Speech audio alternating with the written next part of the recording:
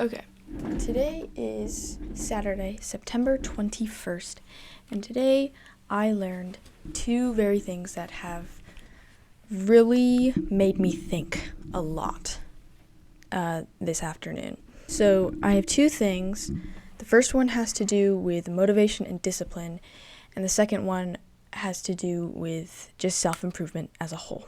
Okay, so the first thing that I have to say is about motivation and discipline. I was watching this video by this baseball vlogger that I like to watch, and sometimes he just has some really good insights that I find very helpful. Like one of them is, he said, honestly, a lot of the things that we complain about are the things that we have previously asked God for. So that is just an example of one of the things he has said that has really made me think and really made me appreciate what I have.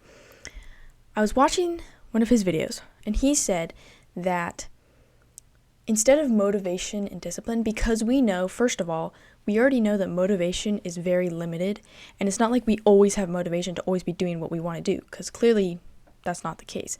But also, it's not like discipline is the solution, because you can't just do everything with discipline, because then you'll burn out, and it's not sustainable, and discipline isn't the only solution. So what he said was that instead of solely relying on motivation and discipline, rely on desire, which is in a way a form of discipline. So rather than forcing yourself to do something, make it desirable. You have a why for why you want to do this thing, so hack into that why and have a true desire for doing this thing. To give an example, I am currently trying to get a lot bigger, a lot stronger, and get a lot better at like my lifting as well as my softball skills. And 5 days a week, I am working on that. I work out for 45 minutes to an hour, strength workout, and then I go outside in the heat and work on my softball skills. Previously, I would say I'm doing that because of discipline, because I really need to get to this level of skill that I want to get at. But as I dive deeper and as I think about this desire rather than discipline, I realize I'm actually doing it out of desire. It has turned into such a routine for my life, and I have such a strong why that I actually want to do. I want to go work out. I like working out now. So from the outside looking in, it might seem like it's just pure discipline for me to be doing this 5 days a week for like 2 hours or an hour and a half of just working out, which is objectively not a fun experience to work out, because you're literally like putting your muscles through stress, and that is just not objectively not fun. But I'm doing that because I want to do it. I have this desire because I have such a strong why. So this is really like blown my mind. In a way, this desire is just another form of discipline. It's kind of just the good part of discipline, which is the desire. And this goes back to something that I talk about a lot, which is finding your why and making sure that your goals and what you're doing during the day has a good why, because the why is the core of what you're doing. And if you don't have a strong why, then you won't have this desire to do the thing you want to do, and you'll have to rely on external motivation or internal discipline. So I've talked about motivation and discipline before, but seeing this discipline being reframed in this way of desire, because you're doing this thing because you genuinely want to, because you have such a strong why, that, I don't know, it's kind of blown my world, like thinking about discipline instead of this hard like thing that you need to do just because you're so disciplined and blah blah blah. Instead, just think about it. You're doing it because you want to do it. There's a reason why you want to work out, because you want to get bigger and you want to get stronger. So tap into that really strong why and have a true desire, instead of being like, I'm so disciplined, I'm going to do this. You're not actually disciplined. You just really want to do this thing more than you want to do something else. Thinking about this really connects to something else that I've been thinking about for the past few days, because I was talking about it with my sisters the other day.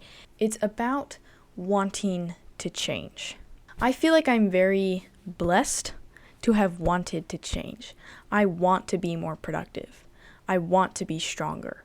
I want to be more Christ-like. Like, I want to change and I want to get myself closer to those every single day. And I'm so thankful that I have that want, because some people don't have that desire. And I'm not saying like, oh my goodness, those people are degenerates and they don't want to change. Like, I'm not saying that. It's from my perspective, because I'm a very like literal, like cause and effect person. I'm like, oh duh, you should just want to change, because clearly this part is better than where you are at now. So I'm like, duh, from an external point of view. But from the other person who doesn't necessarily want to change, it's a lot harder than that. But I just don't realize that, and I just can't see that because I'm not that person. And we have different worldviews and different experiences that shape this view of change. From my point of view, that other person who doesn't necessarily want to change, from my point of view, I'm like, why are you doing that? Like, just want to change. But it's a lot harder than I think, because they're not the same person. We're not the same person. So I've just been thinking about that, about the wanting to change idea, and how I can't understand what that person is going through. I can't understand how they're going through that, because we're just different people, and we think differently. So I'm not trying to say that I'm like a better person or whatever. I'm just saying that because the way my brain works is different from that other person who doesn't necessarily want to change, because our brains work differently, like, I'm just not going to get that, and they're not going to get this until we open our minds and like actually genuinely try to understand it. The wanting to change idea has just been meandering through my thoughts recently. I do not know if that was a correct sentence, but it sounded right.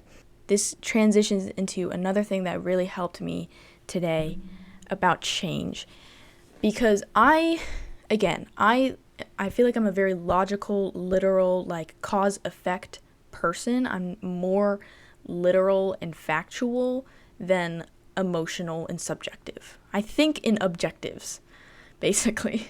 A lot of the stuff that I talk about, and a lot of the stuff that I'm interested in, and a lot of stuff that I think about is about this whole self-improvement thing, about like having habits and goals and mindsets and like all this kind of thing. Like, if you've seen my other videos, you know that's kind of what I'm about, and that's the kind of videos that I consume and create. But today, something just clicked. I was reading this little pamphlet by John MacArthur called Hacking Agag to Pieces, which is a weird title, but it's basically about the mortification of sin, which is essentially just trying to the ever ongoing process of destroying your sin as a Christian. This little pamphlet, it was very, very helpful, because recently I've just been struggling with that whole idea of like killing sin and battling sin. I just feel like I don't know what I'm doing. So I just happened to remember that I had this little pamphlet and I hadn't read it before, and I just read the whole thing earlier today, and it was just so helpful. There are a few reasons why it was helpful. The first reason was that it was very practical, and I now know like what I need to do. It's just very practical. But the main thing that I wanted to say about this little pamphlet, this is just another illustration of that verse in Romans that talks about how we can see God's power through the creation, through what he has created. I don't remember what verse it is. I'll put it on the screen because my phone isn't working right now. But yeah, it's just another illustration of that. As I was reading this pamphlet, there were just certain key things that he said that made me think back to self-improvement and the ideas that I do know from self-improvement, especially habits and the idea that I love to implement, which is like breaking down being logical and breaking down your problems, breaking down what you need to do, just breaking it down and trying to take the next logical step. Specifically, those two things that I think about a lot and try to do a lot kept getting mentioned in this little pamphlet. And I made the connection that self-improvement is the worldly form of sanctification. Or if you flip it around, sanctification is the godly form of self-improvement. My brain is getting blown right now, bro. It's so cool Because all the things that he was saying about killing sin, if you don't know what sanctification is for Christians who basically are just trying to kill sin and become more Christ-like as they live. So they have repented from sin, and they have put their full, complete trust and heart and soul and mind up to Jesus, accepting him, and trying to, the slow, ongoing process of just trying to be more Christ-like and killing sin, killing our old flesh along the way. So that is essentially what sanctification is. So, if you think about sanctification is just godly self-improvement. Sanctification is self-improvement in a godly way, so it is the attributes that you are improving rather than your physical strength or your communication skills.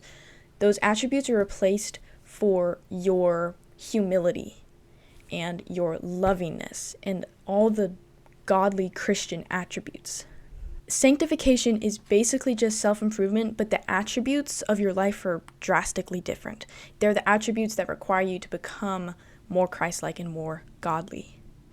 So if you flip it around, self-improvement is just worldly sanctification. I don't know if worldly is the right word, because it's not sinful and it's not necessarily worldly to try to improve yourself. Like, it's not bad that I'm trying to improve my communication skills and my strength and my goals and my habits. Like, that is not a bad thing. So I don't know if worldly is the right word. Oh my goodness, no, I know what the right word is. Self-improvement is bodily sanctification. I'm using the word bodily because in this pamphlet, he made a distinguishment between your body and your flesh. So your flesh in this context was basically your worldly flesh. So all of your sin and all of your terribleness that you're trying to kill and through the process of sanctification, like, completely eliminate. But then he said that your body is just like your physical body and just your life as a whole. So I don't know if this makes sense. So your flesh is like your worldly terribleness and your body is just you, kind of. So I say that self-improvement is your bodily sanctification because it's just you. It's not the worldly, fleshly, sinful parts of you. Sometimes it can be, sometimes they can be connected that way, but it's mostly just you as a person, like your communication skills and your strength and like all those other things that you want to improve. That is the big connection that I made through reading this, that sanctification is essentially just godly self-improvement, or if you want to flip it around, self-improvement is essentially bodily sanctification. So an example of this is he was talking about sin, right? And a sin, I like to think about it because I have this logical self-improvement brain. I like to think of sin as basically just a bunch of terrible bad habits. Because most sin is a habit. Most sin is something that you repeat, whether that is in a more general way, like maybe you're angry, or in a more specific way, like, I don't know, I can't think of a specific sin. But yeah, so I like to think of sin as just a bunch of bad habits, and that really helps me understand how to get rid of sin, because he was literally talking about it. He was literally saying if you have a sin and you know where it originates from, like the kinds of situations that you encounter this sin and that you end up doing this sin, then just don't encounter those situations. He had a quote, it was, if you don't want to fall, then don't walk on slippery road. Just never encounter those situations. Try to eliminate those situations where you would sin in that way. And this directly corresponds to Atomic Habits. If you have not read that book, then you should, because it is a really good book. And I'm about to make a video about habits because I have realized that habits are everywhere, and habits is kind of just the core to self-improvement. So I'm going to talk about that in a different video. But this directly corresponds to habits. If you think about the habit cycle, which is cue, craving, response, reward. So the cue is that situation that is happening that is triggering your response, triggering your sin. So it directly corresponds. Like on the self-improvement side, you have cue, craving, response, reward. That is just a habit. But on the sanctification side, a sin, it's essentially the same thing, cue, craving, response, reward, except they're in different forms. So you want to eliminate that cue in order to not do that sin. That's kind of what he was talking about in one of the points he was saying. I hope this makes sense because it's making so much sense in my brain. I just want to get it out, but I feel like as I'm getting it out, it's getting lost in translation. But I really, really hope you can understand this because this is such a, revelation for me. This is so helpful. Earlier, I was talking about the two main kind of self-improvement things that I think about a lot are habits and being logical. I was reading Mark 3, I think it was 3. And in it, it's the Sabbath day, and Jesus is about to heal someone from some disease. I don't remember what the disease was. And the Pharisees were saying, is it not lawful to heal and essentially work on the Sabbath? Because the Sabbath day was meant for a rest day or whatever. But then Jesus said, according to their whole legalism stuff, I'm not going to get into that, but he was basically just saying, is it not lawful to help someone? Is it not lawful to help them survive and save their life essentially? Because this guy had some disease or whatever? And then they kind of just were defeated and couldn't give an answer to that. So I don't think I explained that very well, but essentially I want to say that Jesus was logical. And I want to be logical like that. I want to be logical in that way. Going back to what I said before, how this directly illustrates God's creation through the world, essentially. Because self-improvement is basically just bodily sanctification, or sanctification is godly self-improvement. So I can see through these two things that I'm always thinking about with self-improvement, which are habits and thinking logically. Through the Bible and through the gospel, those two things are being shown within this Christian worldview. So habits, killing sin, and also building good habits. So sanctification not only includes killing what is bad, but also adding what is good. And that is also the same with the kind of habits within self-improvement that you want to add. You want to stop scrolling on your phone, but you also want to start reading every day. Those directly correspond with killing sin and adding new good attributes to yourself. And then the whole being logical thing, literally Jesus was logical. I really, really hope you guys understand what I'm saying, because I hope you can tell through the way I'm speaking. This is so interesting to me, and I am very passionate about what I'm talking about right now, because it has opened a part of my brain that I did not know was there. And this is just so interesting. It's clicked. Some switch has turned on, and it is just really rocking my world right now. Okay, so to recap, I basically just talked about wanting to change and wanting to do the things that will help you change, having the desire to do that rather than the motivation, and to use desire and using your why to do this thing or to change because you genuinely want to, and because you genuinely know it will help you, and not because you're so disciplined or so motivated or whatever. So use desire as your discipline rather than your motivation. And then the second thing that I talked about was basically just about sanctification and about how sanctification and self-improvement are related. So the main thing that I said was that sanctification is godly self-improvement and self-improvement is bodily sanctification. So your action points for today are, so number 1, use desire as your motivator rather than just discipline or some external motivation. Have a true why that will genuinely give you so much desire that you actually want to do this thing. And number 2, understand the fact that sanctification is godly self-improvement and self-improvement is bodily sanctification. So through the two sort of pillars of self-improvement that I believe are most important, which are habits and thinking logically, through those two pillars, not only should you be improving yourself, your bodily self, such as, like I mentioned earlier, like your strength or your communication skills, or removing the habit of scrolling on your phone or reading more, learning more, like all those kind of things. Not only should you be improving yourself in that way, but you should also be doing soul improvement. There's self-improvement and there's soul improvement. And soul improvement is the sanctification that I talked about. If you are a Christian. Because sanctification cannot happen if you are an unbeliever, which means if you don't believe in God, or you don't believe in Jesus, or you don't believe that he died to save you from your sins, and all that kind of thing. So if you are a Christian, you need to understand that not only should you improve yourself, your bodily self, but you should improve your soul self, and you should be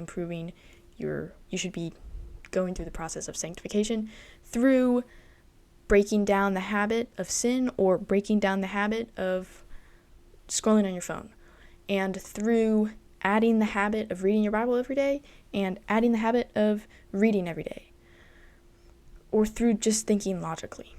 Essentially, it's this stuff. These are the rest of my notes for today's video, but this bottom little diagram where it says habit and logic, those are the two pillars. And then you can use these two pillars for both yourself and for your soul. So if you're a Christian, make sure you're using these self-improvement ideas. Make sure you're not only applying them to yourself, but also to your soul through sanctification. I hope I made sense. I feel like I didn't really make sense, and I didn't explain what I was thinking about in a good way. But if you found this helpful, then please like the video, because that is helpful for me and for my channel growth. Subscribe, because I am posting videos just like this one every single day. I'm posting daily insights talking about what I learned that day and how I'm implementing it into my life, and how you guys can implement it into yours. So if you want to see that kind of thing, then subscribe. And if you subscribe, then I will see you in tomorrow's video.